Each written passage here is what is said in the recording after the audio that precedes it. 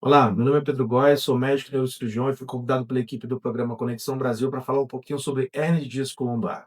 Bom, hernia de disco lombar é uma das condições clínicas mais frequentes na população. Todo mundo conhece alguém que tem uma hernia de disco, o que está longe de significar que essa pessoa precisa de um tratamento cirúrgico para hernia de disco.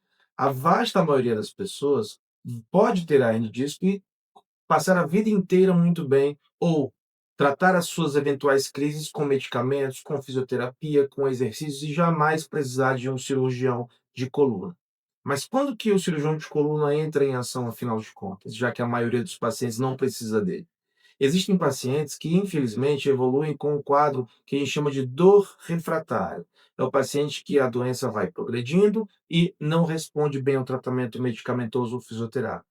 É esse paciente que tem um prejuízo funcional, que tem um prejuízo na qualidade de vida, que precisará passar com a avaliação do especialista em cirurgia de coluna. Bom, e também, claro, em casos ainda mais graves, aqueles pacientes que evoluírem com déficit neurológico, certamente. Um paciente com prejuízo motor, uma dificuldade de mexer o pé causado por uma hérnia, precisa de uma avaliação o mais rápido possível.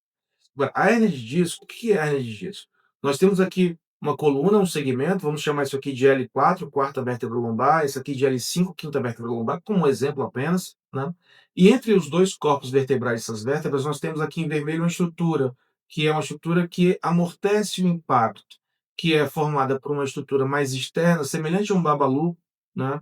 Que é o ânulo fibroso, e por dentro aquela polpa, semelhante ao do babalu, que é o núcleo pulposo. Bom, a estrutura do disco permite que a gente ande, que a gente faça saltos, que a gente corra e amorteça o impacto na coluna dessa maneira. Outra função do disco é a altura dele mantém o espaço para sair daqui em amarelo dessa raiz nervosa, que são as raízes que vão formar lá na frente o nervo ciático e promover a sensibilidade e a motricidade, a parte motora, o movimento das pernas e pé, né? Então, o que acontece na hernia de disco? Por vezes o paciente faz um insulto, não raro, o paciente tem uma história de vários meses ou anos de sedentarismo, obesidade, sobrepeso, né? E essa sobrecarga contínua no disco pode gerar uma fissura nesse ângulo fibroso e a partir dessa fissura o conteúdo interno do disco extravasar. Esse extravasamento aqui, ele pode comprimir a raiz nervosa que vai estar descendo a partir, desse espaço que é o que a gente chama de forame intervertebral. É isso que chamamos de hernia de disco. Então, a hernia de disco é esse abaulamento que temos possivelmente aqui nessa região, da coluna. Pois bem, esse incômodo pode gerar uma dor na coluna e também uma dor irradiada, porque essa raiz nervosa representa um território, frequentemente um território nessa raiz baixa, eu estou falando de uma raiz que vai para glúteo, coxa, perna e pé. E o paciente tem a dor, a famosa dor ciática. Então, a dor ciática é a dor causada pela compressão das raízes que vão formar o nervo ciático, e assim a hérnia de disco pode ser a principal causa desse tipo de sofrimento. Doutor Pedro, como tratar a hérnia de disco? Nós sabemos que o tratamento da hernia de disco, na grande maioria das vezes, é conservador, ou seja, não é cirúrgico. Ele é feito com medicamentos, com fisioterapia, com medidas clínicas, de forma a aliviar a tensão sobre o disco e melhorar a dor do paciente. Grande maioria dos pacientes, como disse, não precisarão de procedimento cirúrgico. Entretanto, existirão e existem aqueles que mesmo com tratamento clínico e fisioterápico, estão com grave prejuízo na sua função, na sua vida, na qualidade de vida, pela dor ou pela dificuldade de movimento que a hérnia deixa, né? Então, quando o paciente tem o tratamento clínico, fisioterápico, sem sucesso adequado, nós avaliamos para a possibilidade de cirurgia. E a cirurgia evoluiu ao longo do tempo. No passado, se fazia uma grande incisão, uma grande descompressão para acessar o disco e fazer essa remoção. Hoje em dia, evoluímos para técnicas microcirúrgicas e depois, agora, mais recentemente, para as técnicas endoscópicas, através do qual, por uma incisão menor do que 1 centímetro, nós acessamos o conteúdo da hérnia com mínimas lesões na pele, na musculatura, e podemos remover o tecido herniado de maneira plena. Existem pacientes, porém, que já estão em casos mais graves de discopatia, que por vezes podem precisar de uma cirurgia com prótese, né? Mas esses são a minoria dos casos, sobretudo quando a gente fala de uma hérnia aguda. Certamente, o primeiro tratamento é clínico fisioterápico, depois consideraremos a necessidade de descompressão, seja ela microcirúrgica ou endoscópica, e, em último caso, a artrodese.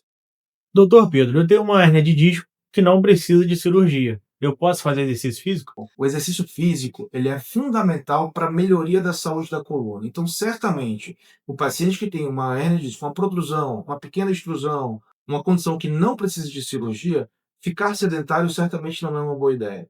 Então, claro que gradualmente nós vamos incluir na vida do paciente atividades esportivas, atividades físicas, reabilitação muscular, fisioterápica. É sempre importante, desde que possível, a gente tem um profissional especializado para supervisionar nessa fase inicial o paciente com dor, um fisioterapeuta, um paciente que está em reabilitação muscular e física, já numa fase melhor, o professor de educação física. Agora, não há uma contraindicação para o exercício físico num paciente que tenha um quadro de hérnia de disco que não tem indicação cirúrgica, né? Então, claro, o paciente que tem indicação cirúrgica, ele tem lá um déficit motor, uma dor refratária que nada melhora, nem condição de exercício clínico, físico, perdão, ele vai conseguir executar. Agora, o paciente que tem uma condição que está reabilitando bem, ele precisa do exercício. Não, na verdade, não é que pode, ele deve fazer exercício, agora de maneira cautelosa, respeitando os seus limites e, de preferência, com supervisão profissional. Doutor Pedro, existem outras causas para dor na coluna?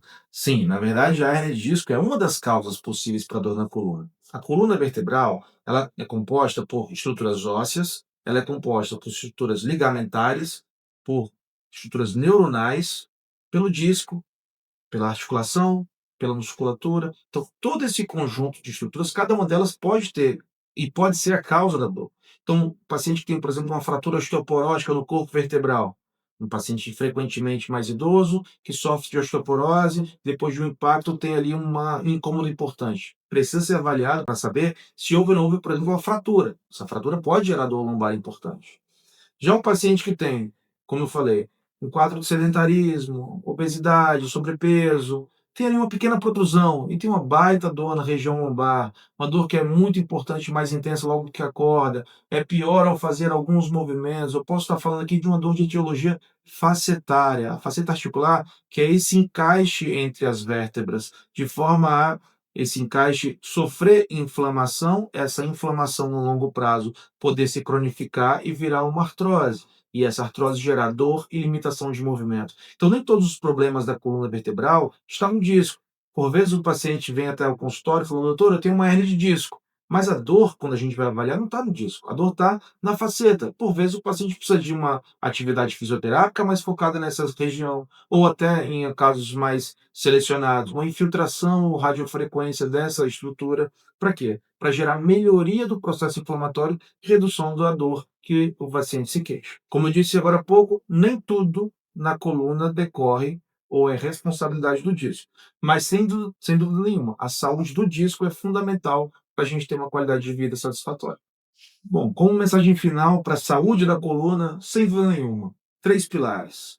Pilar do exercício físico, atividades físicas regulares, bem orientadas, cautelosas, zelosas pela saúde da sua coluna é fundamental. Segundo ponto, que é fundamental igualmente importante, controle do sobrepeso e obesidade, a parte alimentar para você estar muito bem coordenada, tanto para a saúde cardíaca, pulmonar, mas também para a saúde da coluna. E terceiro, o sono. A qualidade do sono é vital para a gente poder restaurar a nossa musculatura um dia após o outro, tem uma melhoria também da saúde da coluna.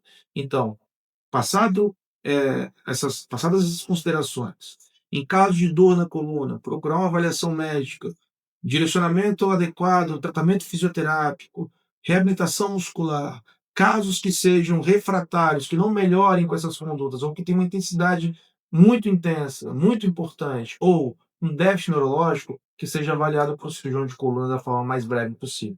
Tudo isso para minimizar os riscos que são os riscos de dor permanente ou de sequela neurológica permanente. Quanto mais rápido a gente é, no caso grave, maior a chance da gente ter sucesso. Mas, como eu disse, sem dúvida nenhuma, a vasta maioria dos pacientes não precisará de nenhuma intervenção cirúrgica, e sim mudanças no estilo de vida e zelo, qualidade da saúde como um todo.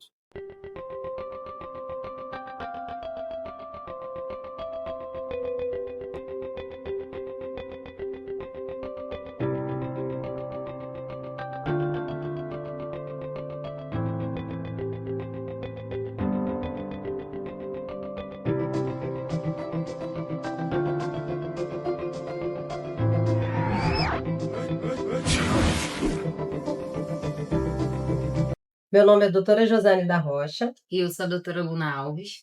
somos da clínica CIOI Odonto Rio, um centro especializado em odontologia estética. Estamos situados no centro do Rio de Janeiro, no edifício central.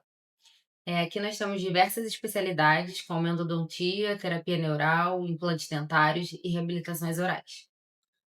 Por sermos uma clínica familiar constituída por mãe e filha, visamos um tratamento humanizado e individualizado para cada paciente, Aqui no CIOI você vai encontrar um ambiente acolhedor.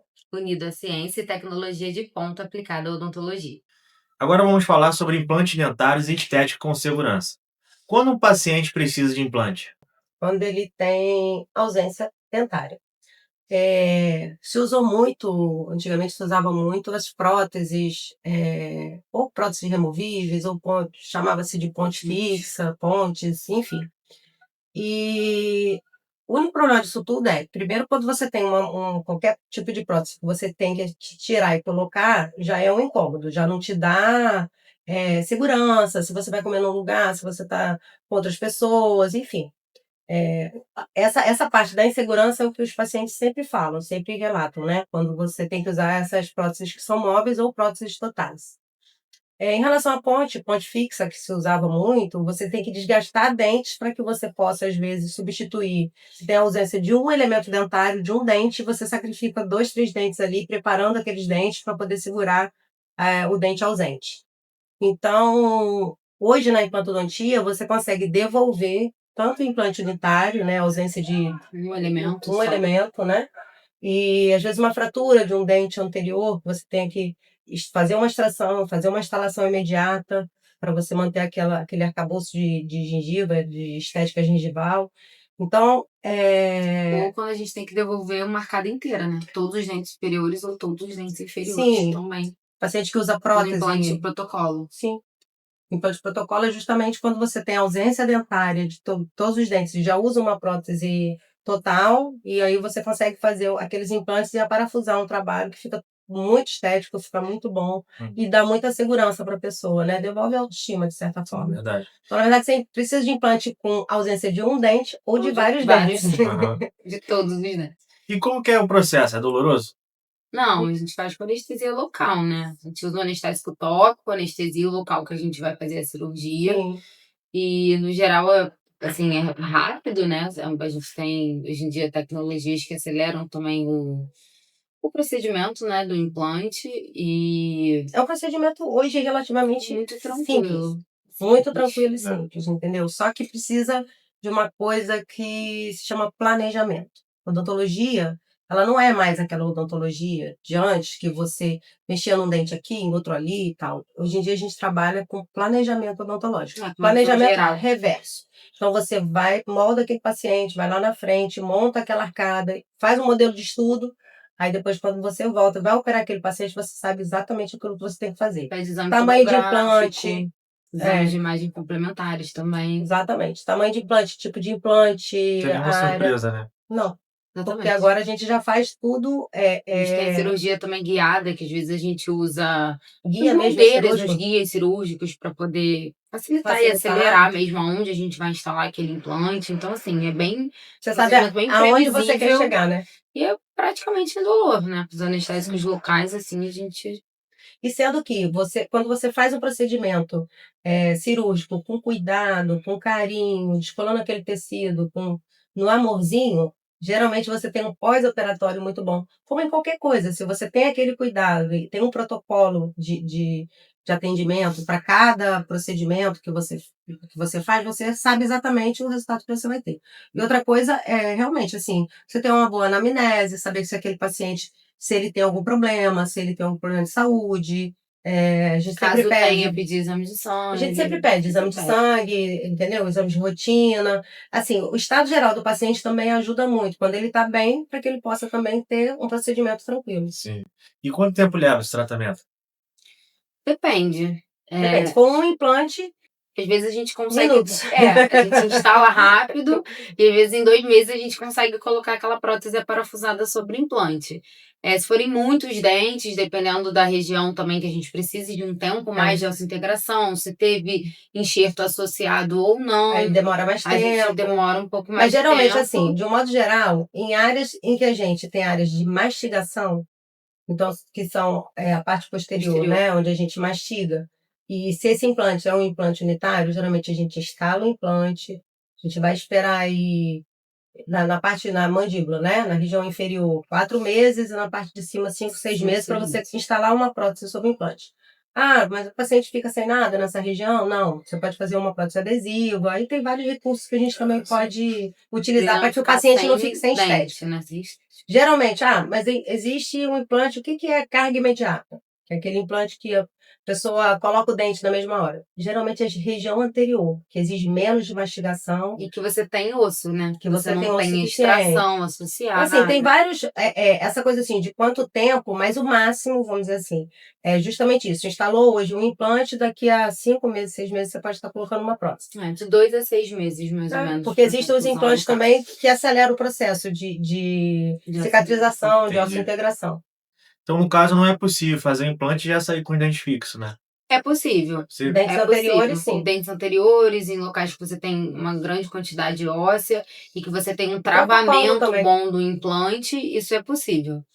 Mas não em todos os casos. Até porque sempre se fala muito disso. Ah, mas implante, a rejeição. Eu ouço muito essa história, que uma pessoa que fez implante, que teve rejeição dos rejeitou, implantes, sim. o corpo rejeitou. Isso é Implante mito. é titânio. Titânio não tem rejeição, porque o titânio, na verdade, são todas as próteses que a gente coloca no corpo inteiro, as ortopédicas e tudo mais, entendeu? Então, assim, o que existe, talvez, ou falta de planejamento, uma quantidade óssea não satisfatória para que você tenha um travamento do implante, primário, uma entendeu, daquele contaminação implante. bacteriana, ponto que abre às vezes, e aí entra alimento, bactéria e o implante é perdido.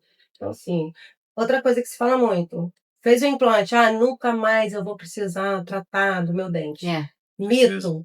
Gente, precisa tratar dos implantes assim como a gente trata dos dentes. Então, tem que ir ao dentista, voltar, fazer limpeza, remover aquela prótese, Até porque fazer uma quem perde limpeza. dente, perde implante. Assim como a gente tem perdas dentárias, a gente tem perdas de implante. Sim, se Se não você cuidar, não tiver se manutenção. não tiver um cuidado. Então, isso é necessário também. E como aliar função e estética no implante?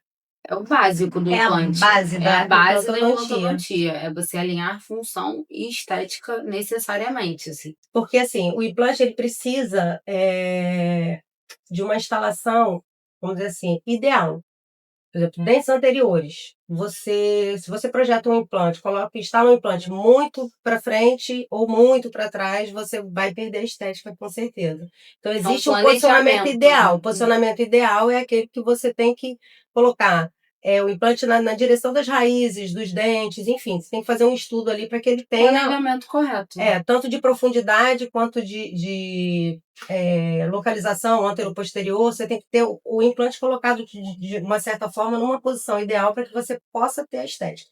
Se perde muito estética, principalmente em dentes anteriores, quando você não coloca o implante nessa posição que a ideal. gente chama de ideal. Entendeu? Entendi. E vocês têm algum caso de sucesso para contar? Temos milhares de casos de sucesso para contar. De sucesso? E de realização de sonhos, né? Porque Com eu acho que certeza. quando a gente faz principalmente todos os dentes, né, que a gente chama de É. protocolo, a gente realiza sonhos, a gente pega pacientes totalmente prótese inseguros, gasta. entendeu? Com próteses soltas, e quando você prende a parafusa e devolve aquilo pro paciente, você devolve não só a autoestima, não só a função, Sim. não só a estética, mas você devolve uma vida mesmo, uma mastigação, uma vida social, A né? autoestima da pessoa, né? A autoestima da Insegurança, pessoa. porque a insegurança, muitas vezes, a pessoa fica insegura de Sim. realmente de comer, de lidar socialmente, de, né, tá numa festa, não sei o De que, tal, namorar, de namorar, de fazer tudo, né? Tudo assim. tudo. De poder sorrir, né? A Aquele gente sorriso tem muitos gostoso casos, mesmo. assim. Eu tenho, por exemplo, caso de um paciente que às vezes por causa de uma restauração anterior que cai, a pessoa fica sorrindo, não consegue dar aquele sorriso aberto e tudo, É. né? Existem coisas que são fundamentais na vida. Comer e sorrir. Verdade. Agora conta pra gente, dá uma dica final pro pessoal. Como cuidar do implante após colocado? Com manutenção. Tem que vir no Escova consultório, da interdentária. mesma maneira também que a gente vem para tratar dos dentes, a gente vem para tratar dos implantes, trocar o parafuso passante, Caso né, que é o necessário. parafuso que segura, sustenta a prótese muitas vezes, caso necessário, usar escovas interdentárias, usar o fio dental também, Existem técnicas, o cada water pick, caso, né? o water pick, que é Que também são aquele jatos jato de água, quando a gente tem principalmente as próteses totais sobre o implante. protocolo. Então, assim, isso tudo é assim, orientado. Quando a gente faz um procedimento cirúrgico e faz o implante, a prótese sobre implante, a gente ali já orienta o paciente. E a gente geralmente já dá também, já leva escova, já leva interdentária, já leva um creme dental, a gente já tem tudo aqui assim, ó, já vai com o kit. Então, assim, não tem desculpa para dizer que não conseguiu cuidar, E tem que entendeu? voltar, sabe? Tem que voltar. Com certeza. Com certeza. Estamos aqui no Senhor Dr. Rio, esperando por vocês. E segue também o nosso Instagram, @CIOdontoRio, para agendamento de consulta, clica no link da bio. Esperamos por vocês.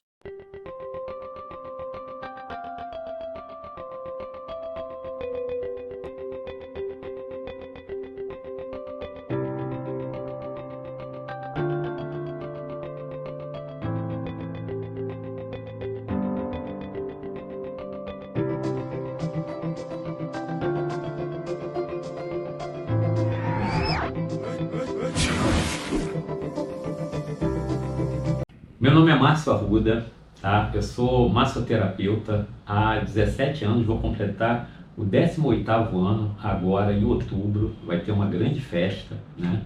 E o que faz a diferença em relação ao meu trabalho, né, em relação às demais massagens, né, além da dedicação, além do trabalho, além de toda a capacitação que eu busco, né, para oferecer o melhor ao meu cliente, né, é o caráter integrativo, né, que nós temos em relação ao nosso trabalho.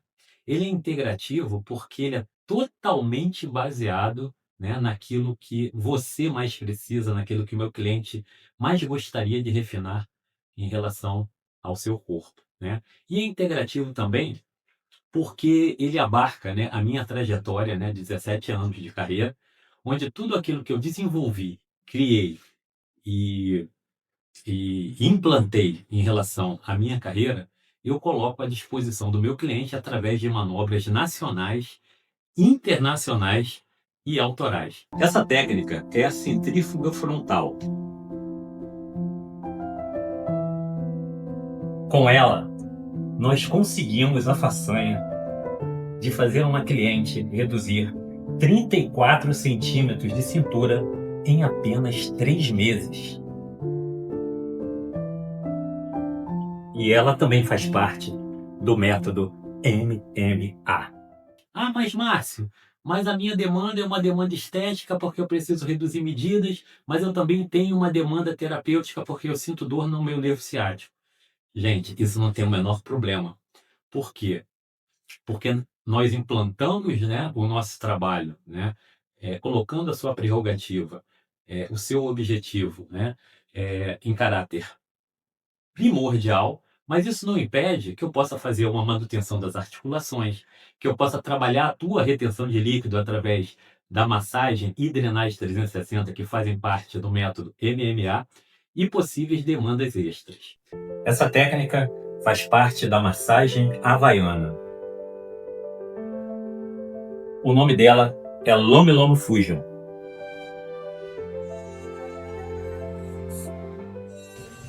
Essa manobra que eu vou fazer agora é uma manobra que faz parte das nossas técnicas modeladoras, tá? E também autorais, tá? O nome dela é Duda Freak. As áreas que ela trabalha seria cintura, flancos, abdômen superior e abdômen inferior. E ela também faz parte do método MMA. Essa manobra que eu vou apresentar agora é a tão famosa centrífuga. Ela já é conhecida em quase todo o território brasileiro. Com ela, nós conseguimos o resultado de mais de 34 centímetros de cintura de abdômen superior, inferior e flancos. É a técnica ideal para você trabalhar os seus pneuzinhos e também a sua cintura. E ela faz parte das manobras autorais do repertório do método MMA.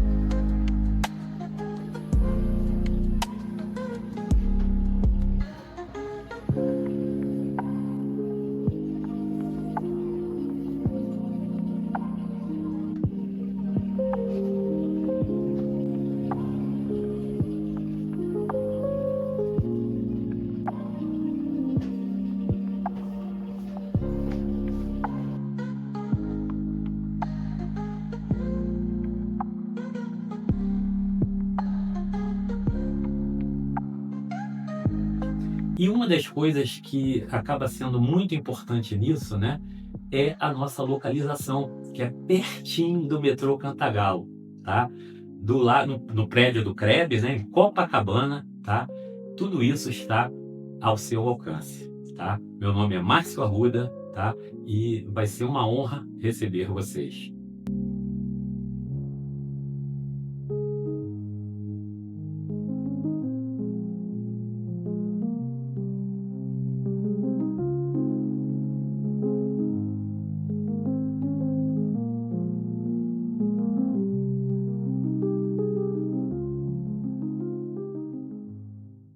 Olá, eu sou Tereza Freitas, corretora de imóveis na região mais nobre do Rio de Janeiro, atuando há mais de 20 anos nesse mercado, mais especificamente na região de Ipanema, Leblon e Copacabana, e estou agora num novo momento.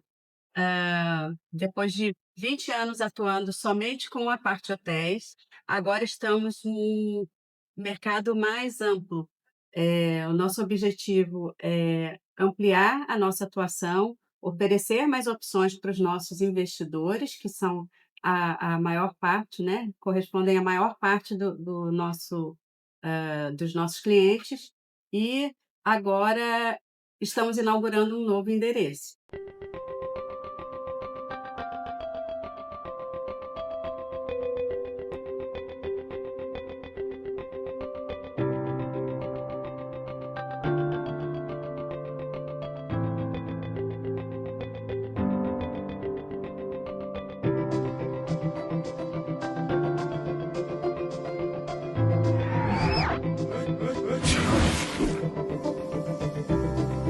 Olá, pessoal.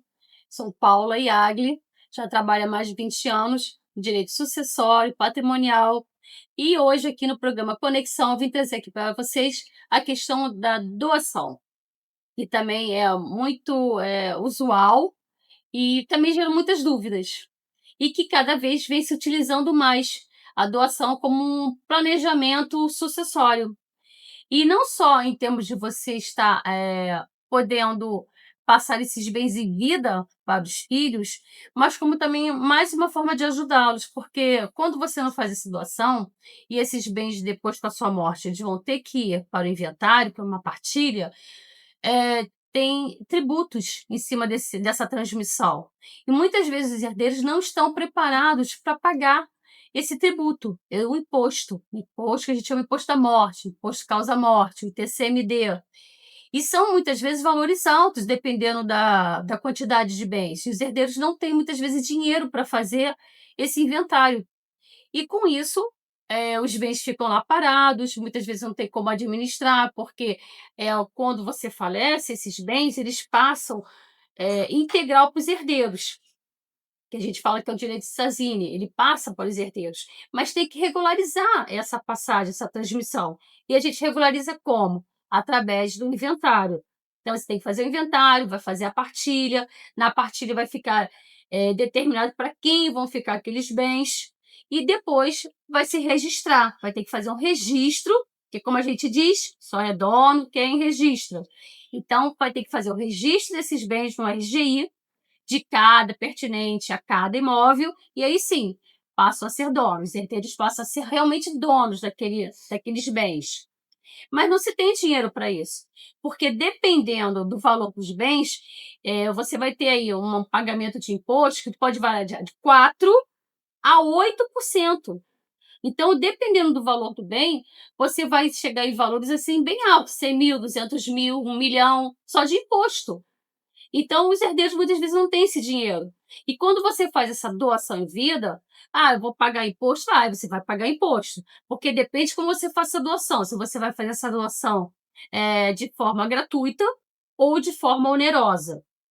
Se é uma doação, não, eu vou doar esses bens para os meus filhos. Você está fazendo uma doação gratuita, você vai pagar imposto também. Só que você tem muitas vezes uma condição melhor que os seus filhos. E é mais fácil você já estar regularizando isso do que no futuro seus filhos não terem condições realmente de fazer esse inventário. É melhor doar em vida ou deixar em testamento? Então, como eu disse, quando você faz essa doação em vida, você já está ali estipulando e está ajudando seu filho, uma vez que você vai fazer o pagamento desse imposto. E você também pode fazer essa doação com usufruto para você. Então, você não vai estar perdendo a administração total desse bem. A propriedade, como é que fica?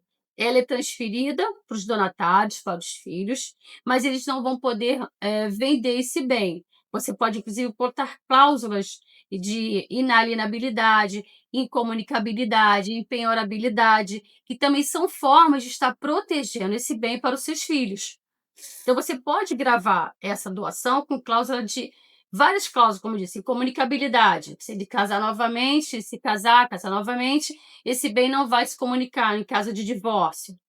Você pode colocar esse bem é empenhorável, que no caso não vai servir para pagar uma dívida, porque ele é empenhorável. Você pode colocar também que ele vai ser, que ele não vai poder vender. Então, você também se resguarda, não só o seu filho, mas como você também pode se resguardar com essas cláusulas. E como eu disse, você coloca o usufruto. O que é o usufruto? Você pode usar, você pode alugar, você pode emprestar. Então, esse bem ele vai ficar ali com duas pessoas, vamos botar assim, porque mesmo que você não coloque essas cláusulas, ele pode vender? Até pode, se você não colocar. Mas quem comprar esse bem vai ter que respeitar o seu usufruto. Então, se você mora naquele bem, mesmo que seu filho venha vender esse imóvel, a pessoa vai ter que respeitar, porque você mora lá. Então, o usufruto vitalício, até a sua morte. Então, se alguém resolver comprar esse imóvel, mesmo sabendo que tem um usufruto vitalício, você vai continuar morando ali. E você ainda pode botar cláusula. Se mesmo assim você se sentir inseguro, você vai colocar uma cláusula que é inalienável esse bem, que ele não vai poder estar vendendo esse bem. Isso é uma forma. E qual seria a melhor maneira? A doação ou o testamento? Bom, a doação você realmente já vai ter que pagar ali o imposto. E o testamento não. No testamento você vai pagar a escritura pública desse testamento, se você fizer o cartório de notas, que é o que nós recomendamos, pela segurança jurídica do ato, para que amanhã ou depois ele não venha a ser contestado. Que algum herdeiro que se sentir prejudicado, ele pode contestar esse testamento. Como nós temos vários exemplos, um deles é o Zagallo, que os filhos estão brigando pelos testamentos. Eles tentaram impugnar, tentaram anular o testamento da mãe e depois agora estão tentando anular também o testamento do Zagallo. Então, assim, veja que quanto mais segurança você trouxer para esses documentos, principalmente que, né, vai ser após a sua morte, é importante. Por isso que nós falamos, faça através de um cartório de notas, através de uma escritura pública, que tem fé pública, que está fazendo um cartório. Então, você vai colocar, então você pode ter, você não vai pagar um imposto, que é um valor maior, mas você paga, sim, um valor para esse testamento conforme aqueles bens que você está levando ali, para aquele testamento. Então, eu já falei, você não vai pagar imposto, mas você vai pagar um valor lá nos emolumentos para fazer o testamento e de acordo com os bens que você vai colocar lá. E pode ser que tenha algum problema que alguém venha tentar impugnar ainda esse testamento, mesmo ele sendo público. Já na doação, não. Você já está transferindo ali aquele bem. Então, não vai ter esse problema de como teria no testamento. Se você cumprir todos os requisitos, todas as normas legais para fazer essa doação, você já não vai ter esse problema que pode vir a ter no testamento. Então, como eu disse, eu aconselho que faça, se for escolher realmente a via de testamento, que seja feito no cartório de nota, por uma questão de segurança. E se você entender que, por uma comodidade, por uma facilidade para os seus filhos, faça uma doação em vida, na qual ali você já vai estar regularizando o seu patrimônio, já vai ficar tudo distribuído, não vai ter esse problema de fazer um inventário se você colocar uma cláusula de usufruto, porque, como eu disse, extinguir o usufruto com a sua morte, ele não vai precisar fazer inventário se só tiver esses bens. Claro que se você tiver conta corrente, se você tiver aplicações, se você fizer outros bens, você venha deixar outros bens após até mesmo essas doações, terá que ser feito o inventário. Mas se você fizer a doação desses bens e não comprar outros imóveis, não tiver outros bens, ele não vai ter que fazer o inventário, que também seria algo mais custoso para ele. Então fica aí essa minha dica, essas duas possibilidades. Eu vou deixar também aqui as minhas redes sociais, caso vocês tenham alguma dúvida, pode me mandar um direct, pode mandar no WhatsApp. E no meu Instagram é @advogadapaulajgl. Tem também o meu site, que é paulajgladv.com.br, e meu WhatsApp, 21 97 853 2662.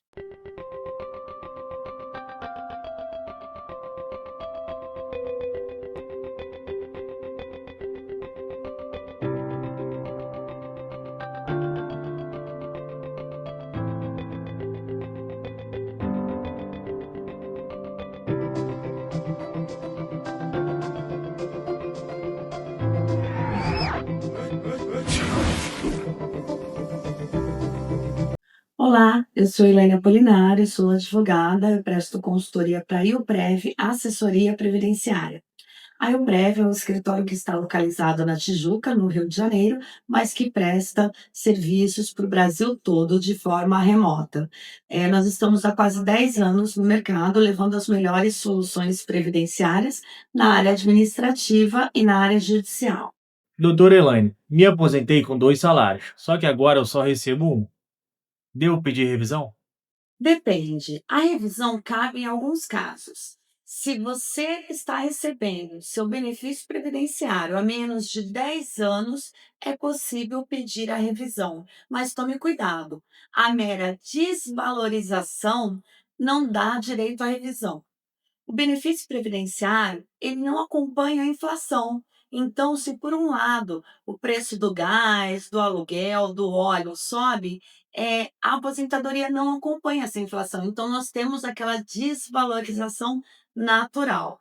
Agora, se no momento da concessão do benefício previdenciário, o INSS tiver deixado de observar algum documento que melhorava a sua média, você pode sim pedir uma revisão. Portanto, é preciso analisar cada caso, verificar a documentação para ver se a pessoa tem direito à revisão. Nós tivemos recentemente a negativa da revisão da vida toda. A revisão da vida toda foi uma ação proposta para que fossem consideradas as contribuições que foram feitas nos benefícios previdenciários anteriores a julho de 94, mas o STF já disse que não cabe a revisão da vida toda. Assim, é importante, antes de ingressar em qualquer ação de revisão, verificar os documentos e fazer os cálculos para ver se a revisão é devida ou não. Doutora Elaine, sobre a fraude do INSS, eu percebi que eu tenho um desconto indevido no meu contra-cheque. O que devo fazer? Pois é, infelizmente nós tivemos essa notícia bombástica dessa fraude bilionária contra os aposentados e pensionistas do INSS. Desde 2016, embora tenham noticiado nos veículos de comunicação que a fraude começou em 2019, algumas pessoas estão tendo descontos indevidos no próprio contra-cheque de associações e sindicatos que cobravam mensalidades prometendo para os aposentados serviços como os descontos em farmácias, academias, o que nunca ocorreu. Portanto, se você acredita que teve algum desconto indevido, entre no aplicativo do Meu INSS, vá em consultar descontos de entidades associativas e clique em não autorizei tais descontos. Siga o passo a passo e envie a sua solicitação de devolução desses valores. Bem, mas se essa opção não estiver disponível, entre no seu aplicativo do Meu INSS, coloque na lupa histórico de créditos. Altere a data com uma data lá de 2016 ou 2019, ou ainda de quando você acha que começaram esses descontos indevidos. Puxe esse histórico de créditos e confira se você teve algum desconto indevido ou não autorizado. E aí, ligue no 135, que é o telefone do INSS, noticie tais descontos e peça o ressarcimento. Se isso não resolver, você pode procurar um advogado especializado e ingressar com uma ação contra o INSS solicitando a devolução desses valores. Infelizmente, nós sabemos que muitos aposentados de área rural ou aposentados do Nordeste do país, que são pessoas que têm difícil acesso ao aplicativo, ou às vezes pessoas mais simples, tiveram esses descontos indevidos em seus benefícios. Portanto, é importante essa conferência para pedir a restituição. Eu sou Elaine Apolinário, sou advogada da IUPREV, Assessoria Previdenciária. A IUPREV está há quase 10 anos aqui na Tijuca, no Rio de Janeiro, levando as soluções previdenciárias, administrativas e judiciais. Mas se você não está no Rio de Janeiro, não tem problema. Entre em contato conosco que nós podemos atendê-lo de forma remota. Estamos no Instagram, IUPREV, ou também no site www.iuprev.com.br. O nosso WhatsApp, caso você queira falar conosco, é 21 96015 0254. Você sabia que é possível se aposentar recebendo mais? No escritório CSCN Advogados, já ajudamos mais de 700 famílias a conquistarem o melhor benefício do INSS, com estratégia e acolhimento. Seja trabalhador urbano ou rural, nós cuidamos de cada detalhe para que você tenha seus direitos garantidos. Não deixe para depois o que pode mudar a sua vida agora. Entre em contato com a nossa equipe e descubra como garantir uma aposentadoria mais tranquila e justa. CSCN Advogados, especialistas em direito previdenciário. Olá, eu sou Paulo Rangel, sou diretor aqui da Universidade Veiga de Almeida, ensino à distância aqui do Norte Shopping. E a gente está com esse evento aqui, que é o segundo Meet da Torre do Norte Shopping, o qual nós temos os condomínios, ok? Fazem parte desse condomínio e que a gente então está proporcionando esse evento. Esse evento é muito bom para quê? Para que a gente possa ter uma maior integração entre as empresas incluindo até a gente está numa das empresas aqui que está sendo filmada também, que é importante, tudo faz com que a gente possa, então, gerar novos negócios. Conhecer quem está do seu lado. E muitas das vezes a gente não tem essa informação que a gente está conseguindo, através do evento, proporcionar trocas. Uma ambiguidade, vamos colocar assim, maior das empresas e a gente se fortalecer como um todo. Então, esse é o objetivo do nosso evento. Essa da minha pergunta, muito agradecido por poder participar, com o Paulo. Uma grande oportunidade para nós, poder expor nosso trabalho, fazer algumas novidades. Um evento assim maravilhoso, que eu estou muito feliz na participação. Obrigado, Paulo.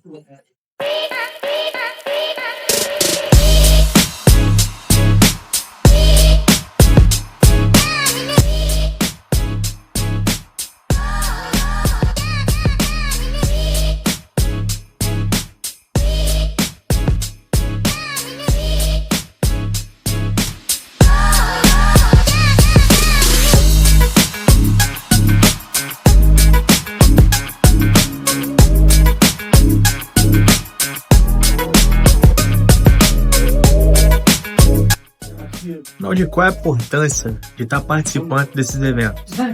É fundamental aproveitar um momento tão importante como esse com a Universidade Veiga de Almeida para trazer tecnologia, informações para o público, como sempre a Caça Vazamento RJ, participando de mídia, participando de televisão, rádio, sempre dos eventos trazendo informações. Caça Vazamento RJ, mais uma vez participando do evento, a Universidade Veiga de Almeida, trazendo informações, trazendo tecnologia, sempre ajudando o público, prestador de serviço com novas técnicas.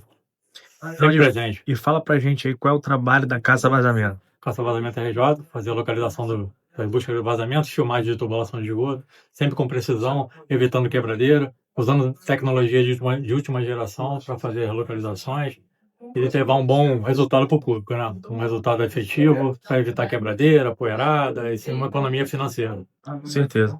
E aí, qual é a importância da tecnologia usada hoje em dia na precisão da localização do vazamento, né, Naldinho? É fundamental você ter diversas tecnologias, termografia, câmera de verificação.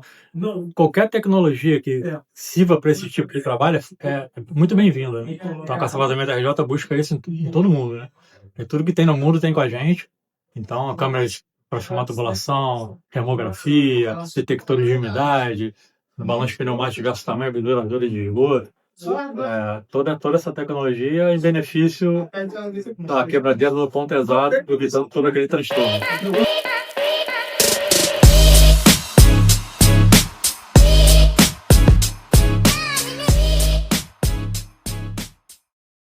Fala, Naldir, fala pra gente aí qual a importância da caça-vazamentos aí no mercado, atualmente.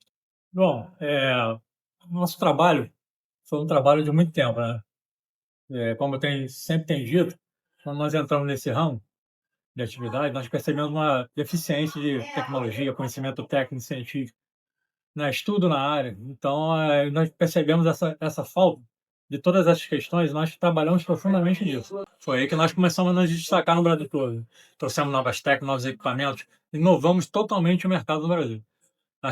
Nós achamos desde o início fundamental passar todo esse conhecimento para o público também. Expandir isso para o resto do país. Né?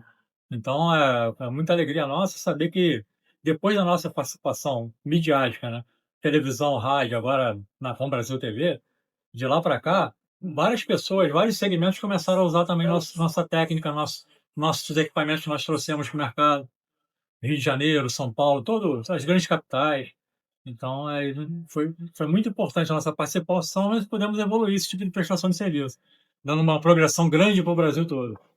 Com certeza. E, Naldir, fala um pouquinho para a gente qual é a importância da tecnologia usada para você na precisão para achar os vazamentos de água. Então, aí para você... Antigamente, como é que era? Né? O cara bom de braço, né? O cara chegava lá com uma rede e saia quebrando tudo. Então, hoje em dia, tudo tecnologia está em tudo que é lugar, né? Qualquer ramo de atividade. Você tem que ter tecnologia, está avançando cada vez mais, né? Engenharia.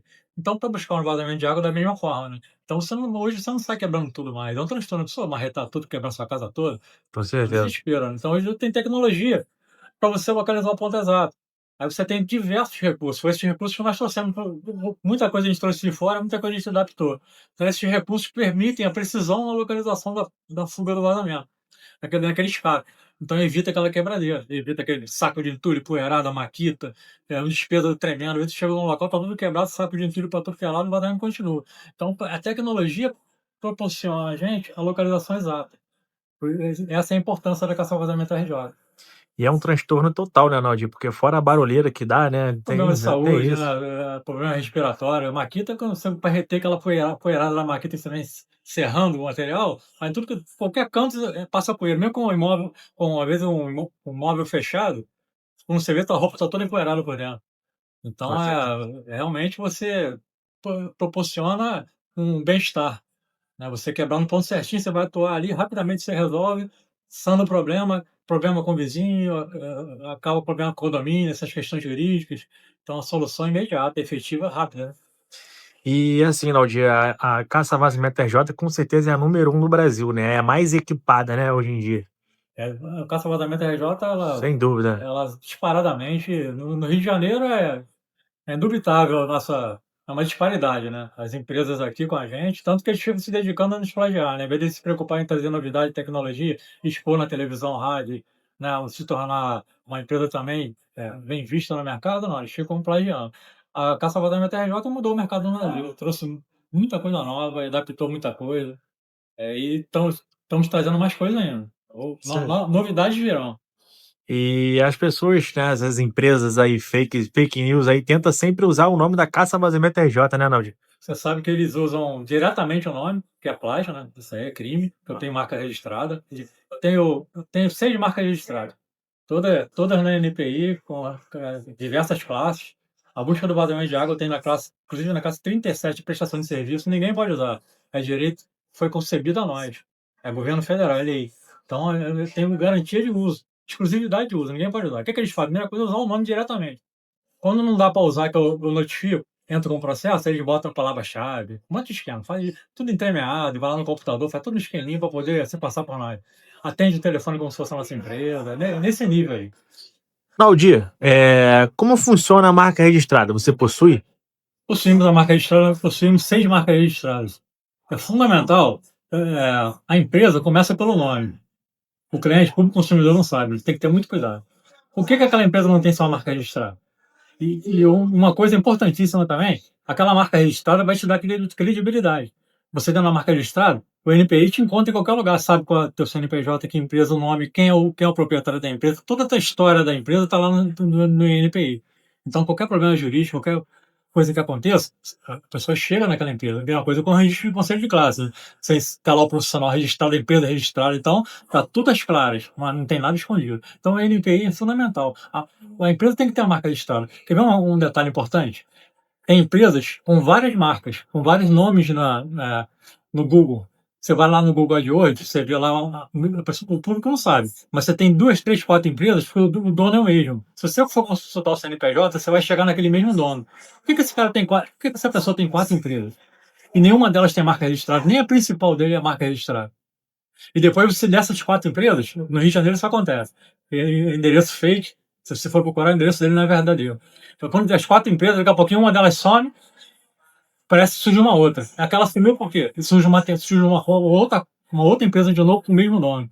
E isso aqui gera desconfiança. Por que essa empresa sumiu? Porque tem tanta marca registrada e não tem tantas marcas não é registrada.